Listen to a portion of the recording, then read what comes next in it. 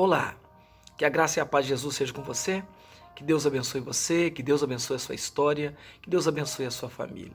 Você já ouviu falar de Naamã? Naamã era um general sírio, um homem muito bem sucedido, um homem rico, próspero, um homem que tinha uma posição e um status social muito grande. Era alguém que convivia com o rei, alguém que tinha o favor do rei, alguém que, bem provável, devesse morar numa casa muito boa, com vários empregados, com escravos, com tudo isso. Mas Naamã tinha uma doença incurável. A doença de Naamã era uma lepra, algo que comia a sua carne, algo que corroía o seu corpo e algo que o afastava de tudo quanto lhe era precioso. Naamã não podia sair em público.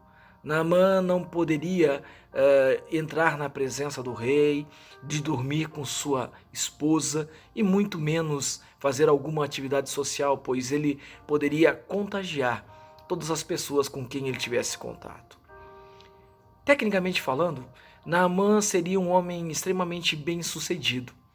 Talvez na prosperidade ele seria ou fosse um homem extremamente próspero, mas ele tinha um problema. E o problema dele não poderia ser resolvido com o dinheiro. O problema dele não poderia ser resolvido com o favor do rei. O problema dele não poderia ser resolvido com uma ordem. O problema dele só poderia ser resolvido por Deus. E a palavra do Senhor conta a história, lá no livro de 2 Reis, capítulo 5, que depois de ter voltado de uma incursão em Israel, depois de ter trazido uma menina escrava para ser escrava da sua esposa, da sua casa, ele ouve falar que existe um profeta, um homem de Deus, lá em Israel, que esse homem poderia curá-lo. E a primeira coisa que ele faz, ele vai até o rei, e ele então conta a história ao rei. E depois recebe uma carta do rei, se desloca até a Samaria, na presença do rei de Israel. E aí então o rei de Israel diz que não pode fazer nada e é enviado então ao profeta. Chegando ao profeta, ele espera que o profeta faça alguma coisa como algo mágico, alguma coisa que fosse barulhento, alguma coisa que fosse do tipo extraordinário. Mas o profeta o manda apenas tomar um banho no Jordão 7 vezes. Vá ao Jordão e se lave durante 7 vezes. Esse homem fica extremamente indignado. Esse homem fica completamente fora de si.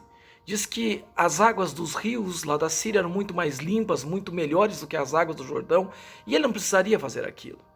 Mas é convencido pelos homens que o acompanham na viagem a estar fazendo aquilo que o profeta faz. E então Naamã se banha 7 vezes, e depois da 7ª vez ele é curado. O que eu e você aprendemos aqui? Aprendemos que a perseverança faz com que nós alcancemos os nossos objetivos. Naamã era um homem extremamente perseverante. Quando ele ouve falar da cura, ele corre até o rei. O rei o manda ao rei da Samaria, de Israel. Chegando lá, o rei diz que não pode fazer nada, e então esse rei manda-o até o profeta. O profeta, por sua vez, nem o recebe e manda ele até o Jordão. E no Jordão, ele, durante 7 vezes, ele toma banho. Ele poderia ter desistido na metade do caminho. Ele poderia ter desistido quando chegou diante do rei de Israel. Poderia ter desistido quando chegou diante do profeta em Israel. E poderia ter desistido em qualquer momento em um daqueles banhos. Mas ele continuou e persistiu até o fim. A perseverança é a arma do vitorioso. Persevere. O momento é extremamente difícil, mas eu quero convidar você a ser Naamã. Perseverar. 1, 2, 3, 4, 5, 6, 7. Quantas vezes forem necessárias. Persevere. Persevere porque a tua hora vai chegar.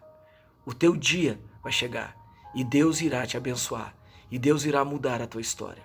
Deus mudou a história de Naamã. Naamã era um homem rico, próspero e influente, mas tinha algo que só Deus podia fazer. Talvez você seja tudo isso, mas tem algo na sua vida que só Jesus pode fazer. Entrega a tua vida para Ele, confia nele e deixe Ele fazer o resto. Em nome de Jesus, que Deus abençoe você, que Deus abençoe a sua história. hoje e sempre, em nome de Jesus.